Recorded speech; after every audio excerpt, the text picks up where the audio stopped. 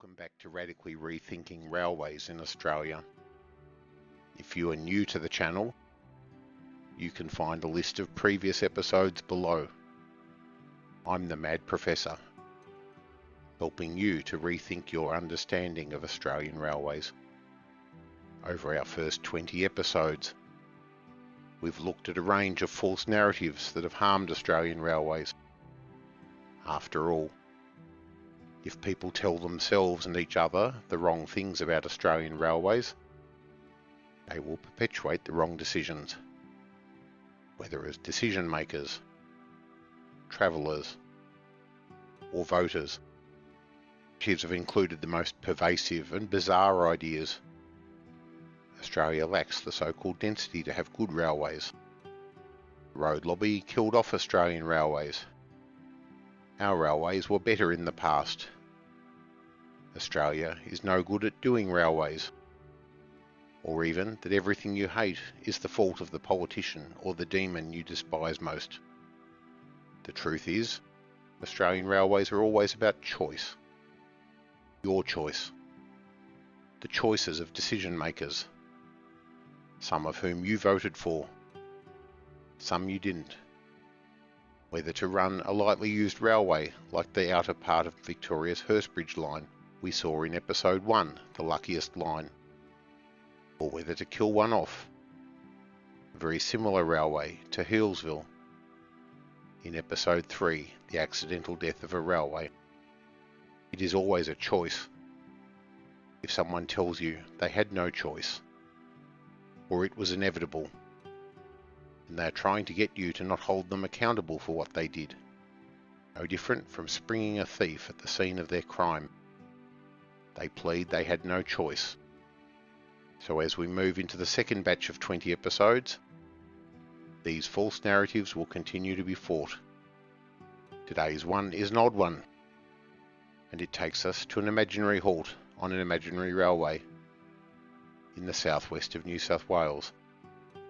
Maybe a small station between Griffith and Hillston. Or maybe we're somewhere out past Longreach. We could be in Victoria's Wimmera or Mallee semi-arid zone. Out on the line to Meekatharra. Anywhere really. But we will go with southwestern New South Wales because it fits what we will be talking about today like a glove. And that is the role of air-conditioned, self-propelled rail cars. We are not a history channel, nor a technical one, so we don't want to delve too deeply into either. Others will be more expansive and possibly more accurate than this one. But here we are today to present a story that counters some of the worst of rail enthusiast messaging and law. You know the ones who tell you it was better in the old days, when either steam locos or first-generation diesels would drag around old wooden carriages. Some from before World War I. Their windows and doors would be open. Trains would rattle and be impossibly noisy. So much so that most states had a vernacular, like Red Rattler, to describe them. They were obviously cold in winter and too hot in summer. They were death traps. Could not go as fast as some of the other trains. But rail enthusiasts loved them. Pity is, nobody else did. One thing these enthusiasts despised was the air-conditioned, self-propelled rail cars. Thankfully, not all enthusiasts, and we'll be hearing from Carl Maktum in Canberra and his amazing project to restore and rebuild one of the most notorious examples. In doing this, we'll be looking at the patchy history of such cars. We get to the point we are today where they're a valuable part of the Australian rail scene. Before we start, let's do a thought experiment. Imagine you are one of thousands of people who fly Qantas from Sydney to Melbourne each day. Flights go half-hourly or better, and are numbered by Qantas starting from QF 400 and going up as even numbers 402, 404 one way, and 403, 405 and so on in the other. All these planes are 737s. But imagine for some random reason one was an old DC-3. For no particular reason. Now aviation enthusiasts would love that.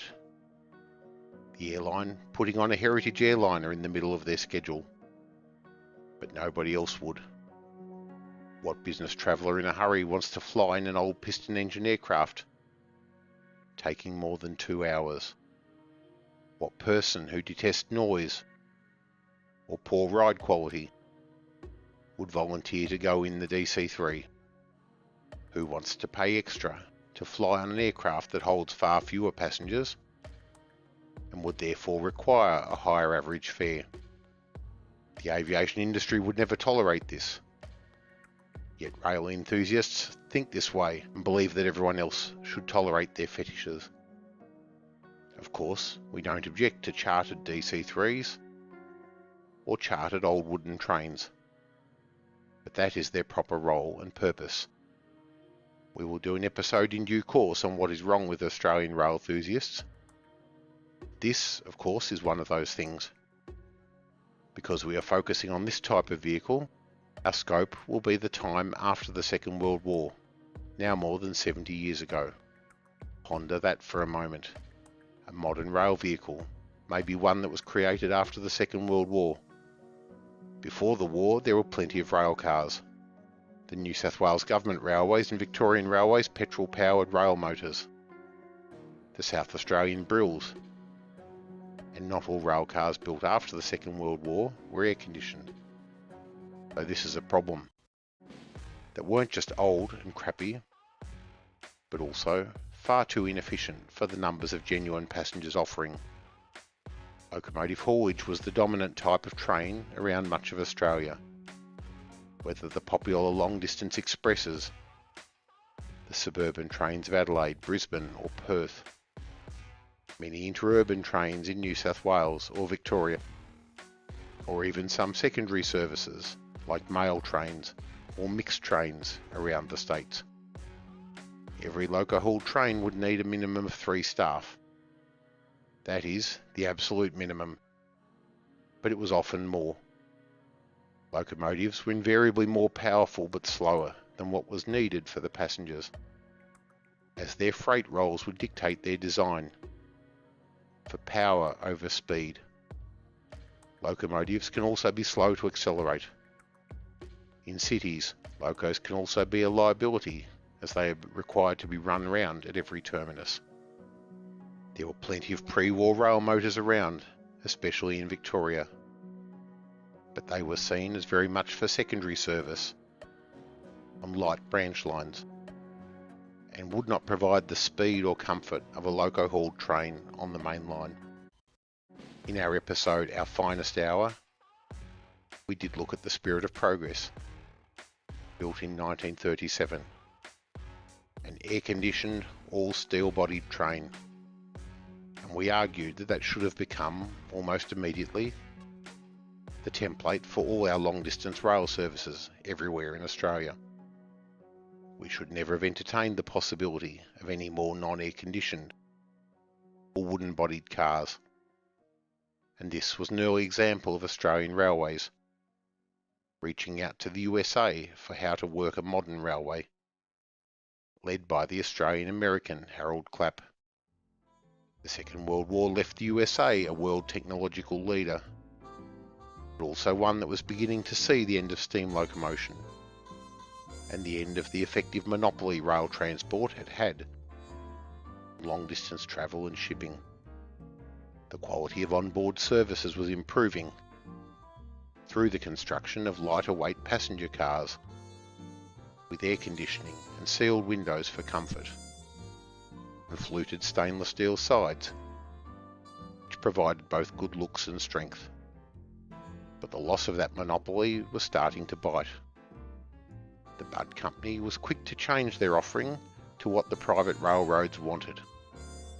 While none of them wanted to offer passenger services, their enabling legislation, which was always passed at the state level, required these railways to offer a passenger service whether or not it made money. It might be possible to get that legislation changed, but that might take years of lobbying.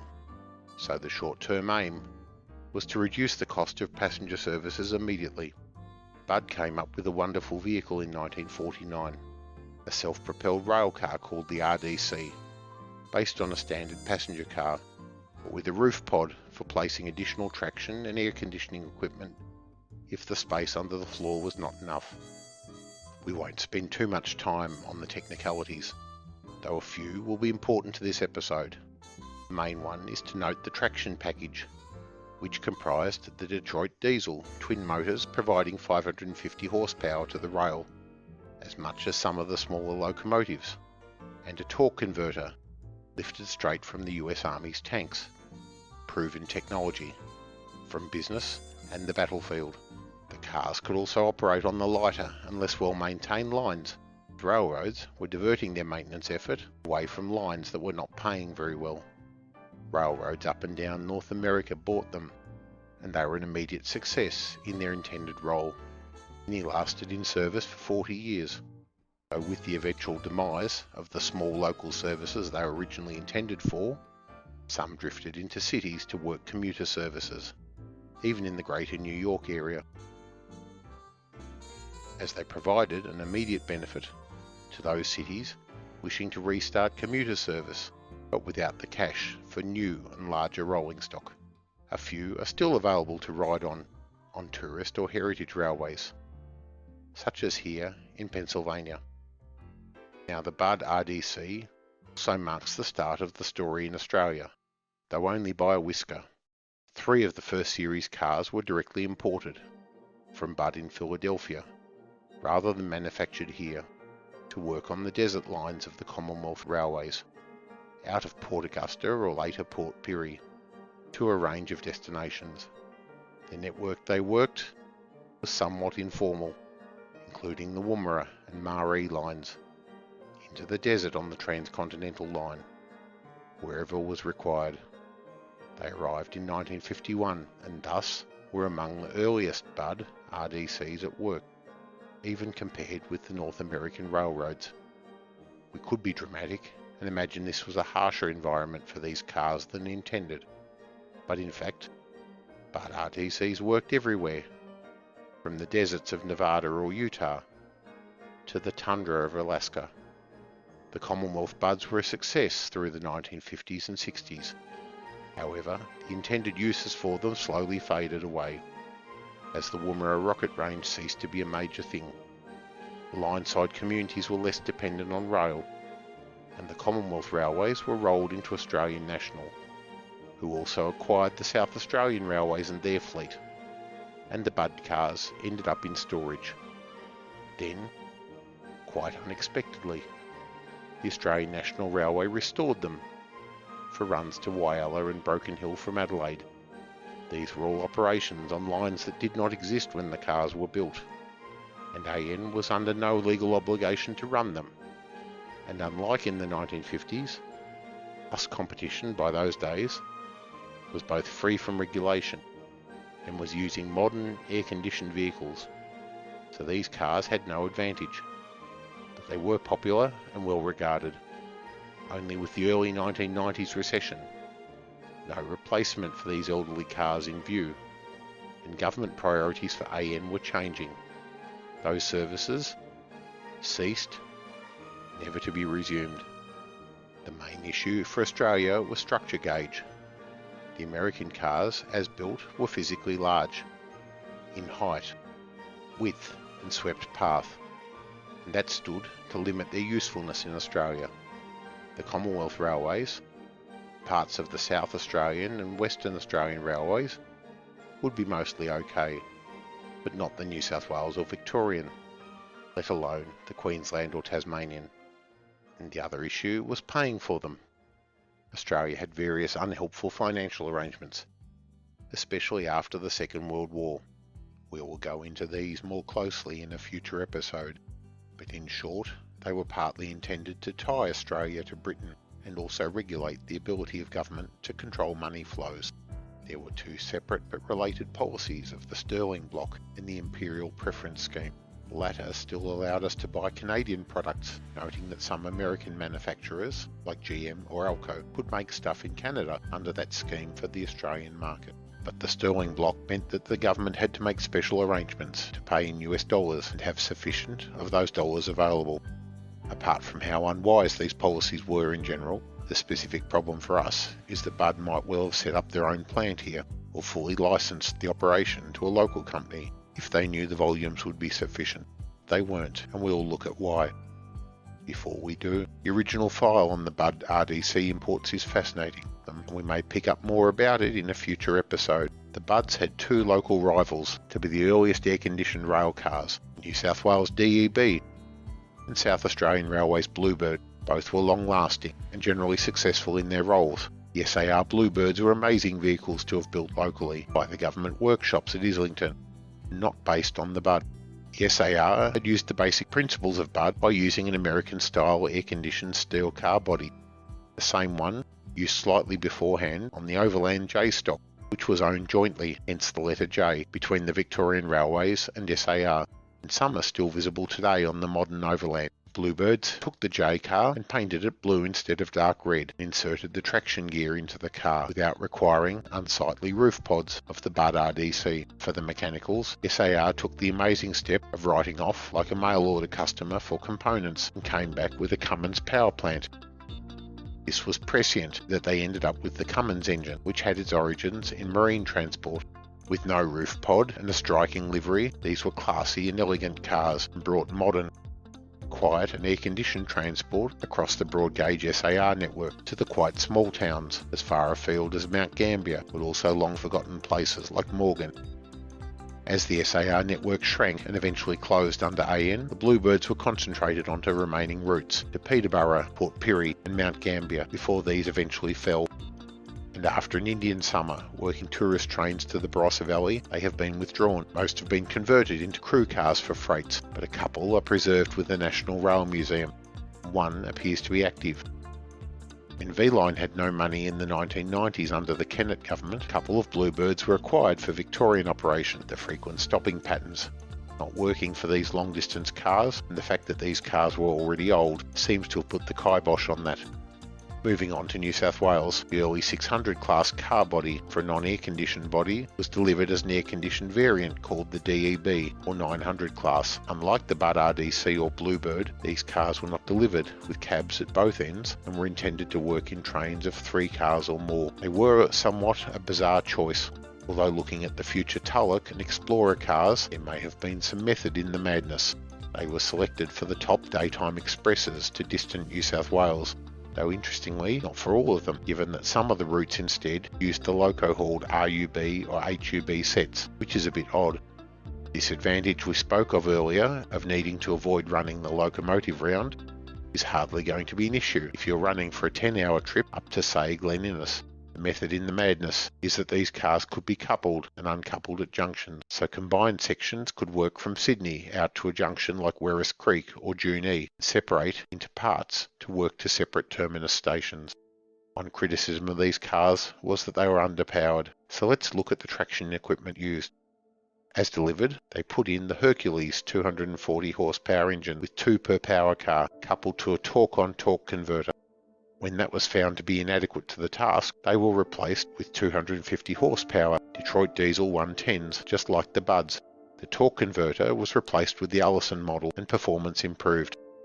Detroit diesel and Allison were actually just divisions of General Motors, and they were actually then merged in the 1960s into a single GM division.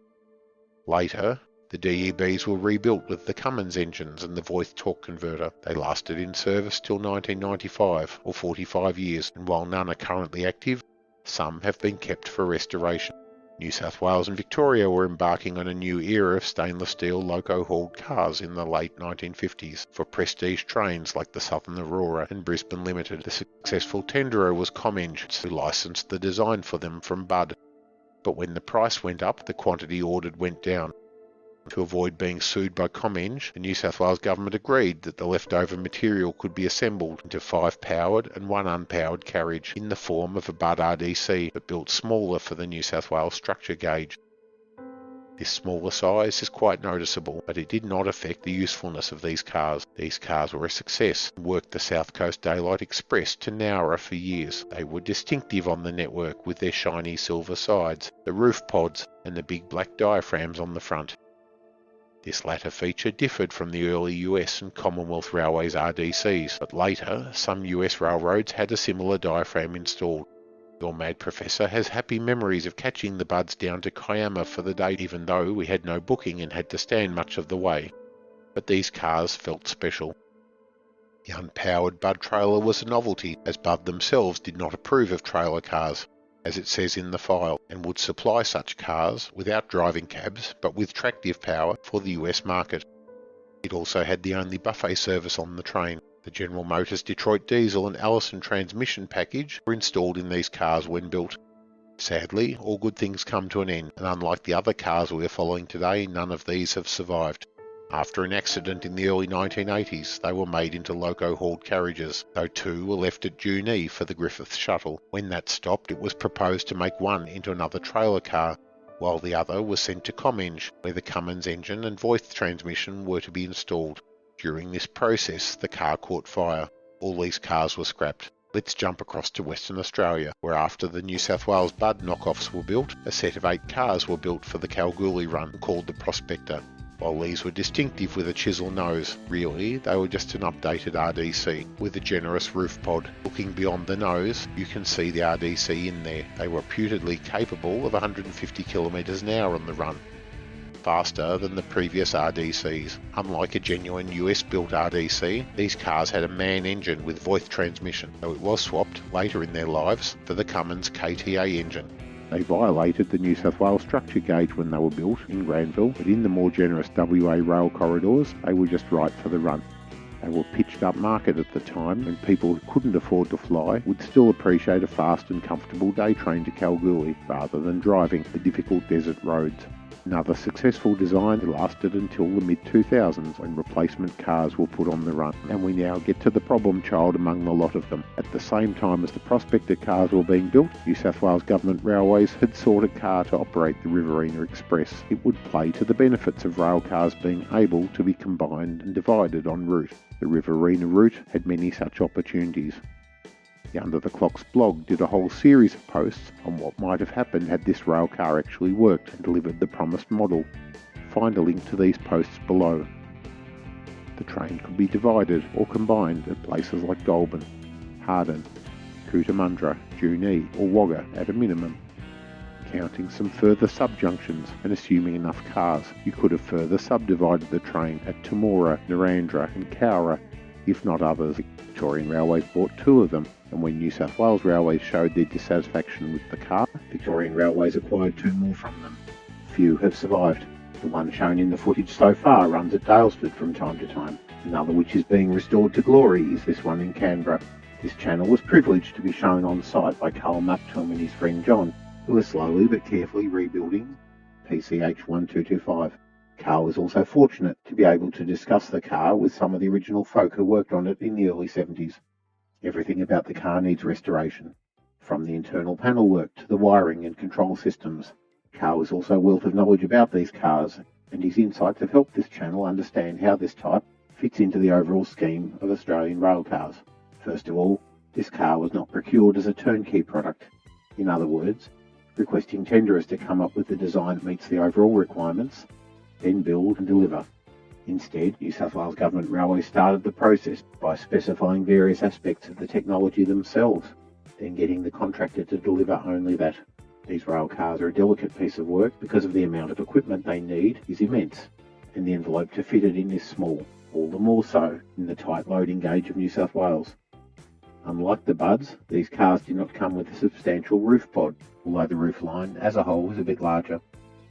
This leads to intakes being in unhelpful places, like at the rail level where the dust and grass can get at them. This is not the genteel and clean New England region of the USA, and the ride on our branch lines was of course tough on the cars, but the main problem, which can be put down to bureaucratic interference, stems from unhelpful specification of the control system, voltage and auxiliary power plants. Arbitrary decisions seem to have been made that were later overturned, without thought for the consequences.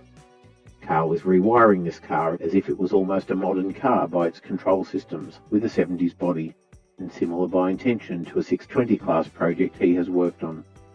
It now has a more comfortable driving cab. Hopefully this car gives the reliability and length of service it lacked when it was with the Public Transport Commission of New South Wales. The Riverina Express idea was a failure, mainly because these cars would never deliver the reliability a tightly timetabled service would require, with connections and divisions at junctions, and with so few of them, no spares to cover the unreliability.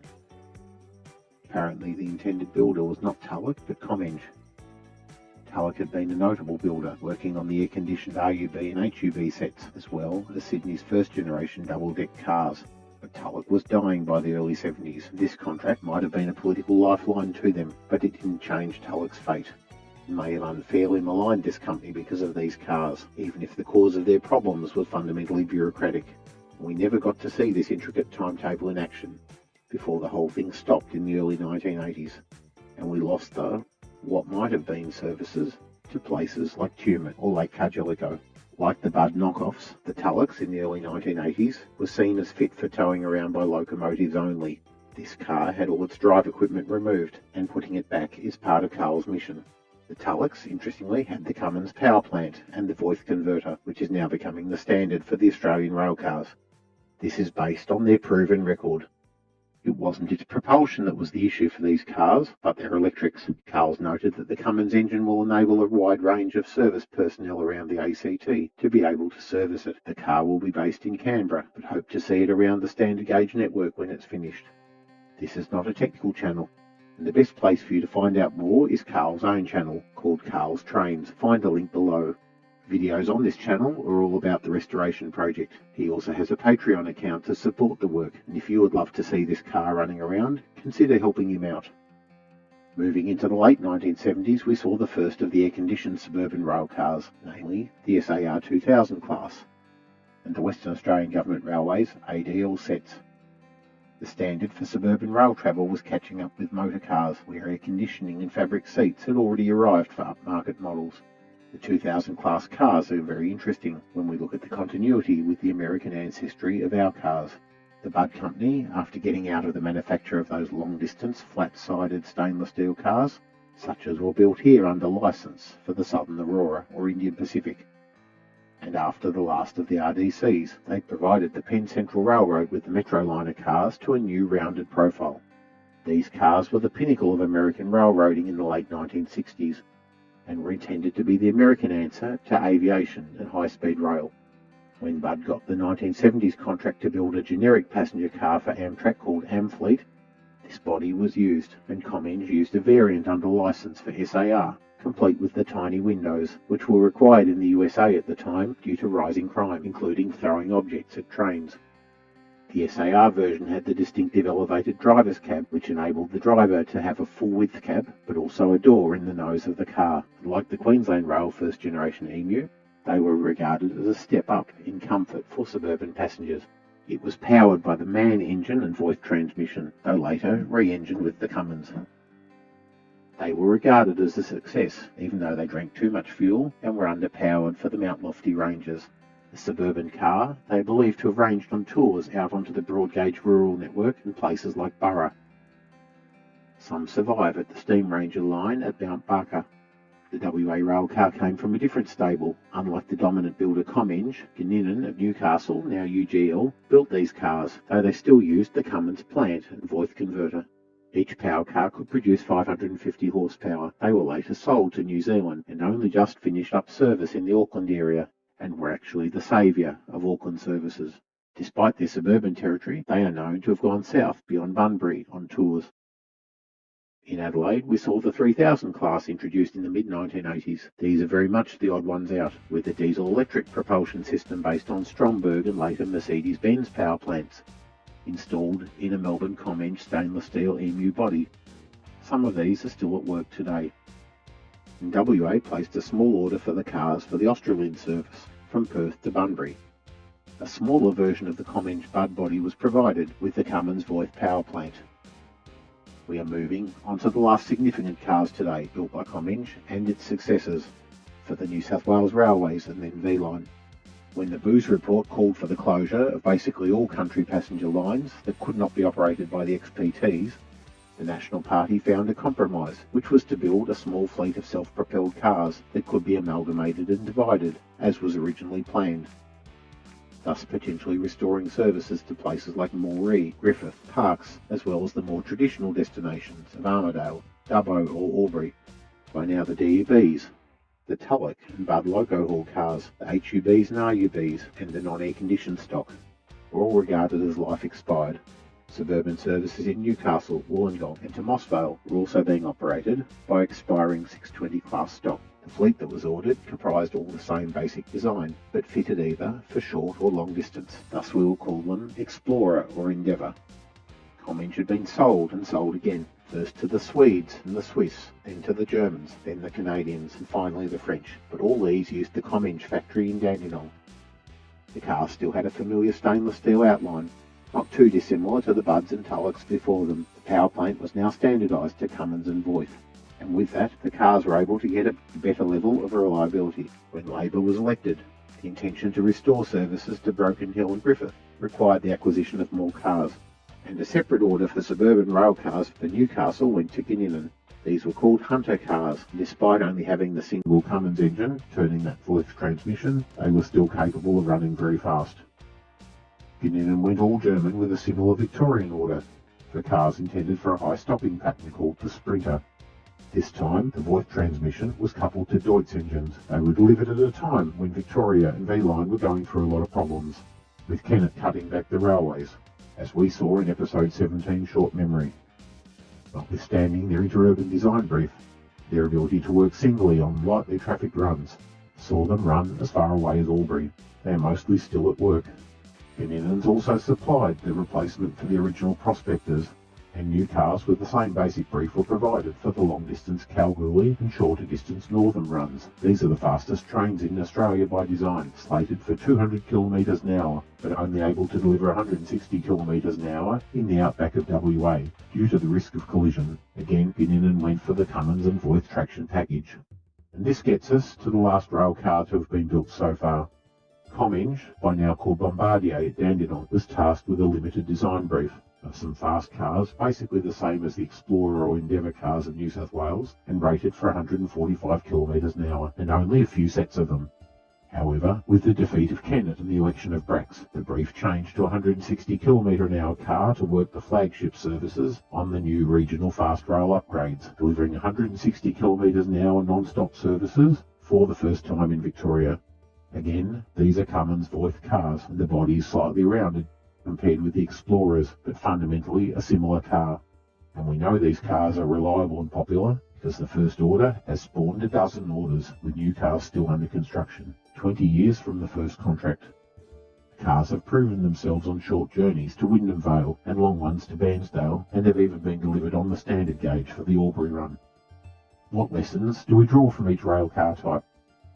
The first is that the full importation of Budd RDCs was successful, but all that we would need for that to be more widely applicable would be that the Budd company had offered a smaller one to fit within our loading gauges, or to have a more robust licensing model that worked for the 1100 or the Prospector, but for much larger numbers, and to have avoided stupid post-war financial and trade regulation. From the Bluebirds and the Budds, we learnt the best body template for a rail car is an existing loco-hauled car body using the stainless steel standard car body from the Brisbane Limited. US loco-hauled cars and the SAR and VRJ stock all produced a robust body. From the DEB, we learned very little, except that if the power plant is not working, it needs to be changed early in the rail car's life, so you can still get value from it. The hills and curves of New South Wales are a tough environment and require a much more powerful car than as first built, especially if 50% of those cars are unpowered. From the New South Wales Budd knockoffs, we continue to reinforce the lessons that good loco-hauled passenger car bodies, like the stainless steel Brisbane Limited cars, made a good base for making a self-propelled rail car, even if the roof pod required an overall shrinking of the size of the car, and that the American traction package was one of the ways to go. From the Tullocks, we learned that letting the industry come up with a product that meets their requirements is the best bet, not letting the bureaucracy get too far into the detail. And the Prospector cars continued that Budd lineage under the trusteeship of Whinge, and like other cars, we see the emergence by trial and error of the Cummins-Voith combination, American power and German transmission. From the suburban cars, we learned that providing a generic car can work short or long distance, and is just a matter of fit out. Even the WA ADL or SAR 2000 class could have been a good regional rail car and worked with those services we posed in our episode 12, Back on Track. And finally, we learnt from the Velocities that when you're on a good thing, stick to it. Your mad professor attended a seminar by Cummins where they outlined their future hydrogen and battery products, and the future of rail cars is very much likely to go down one or both these paths. New South Wales has ordered the CAF self-propelled rail car, which will apparently have hybrid capability, electric under the wires and diesel off the wire. As we see in Europe, self-propelled cars are at no disadvantage for speed, and if conditions allowed, our second-generation Prospector cars could have been doing 200 kilometres an hour. This, coupled with a train like the Rockhampton Tilt train and more densely served lines, would give us the train we need for sub-high-speed rail service. Rather than push the rail cars to be something they are not, we would get better results through line upgrades, better fit-out and better timetabling. In our episode 14, Our Finest Hour, we didn't nominate the self-propelled rail cars, as none of them are world-beating, but they do demonstrate, if only by muddling through, our rail systems can eventually arrive at something workable. Next time in Radically Rethinking Railways, we journey to Thatcher's Britain, to Japan, Sweden and the USA to gain wisdom. Australian rail enthusiasts are tormented by the question of who owns the railway. Is running a railway best done by government, or is good management only a private property? See you then.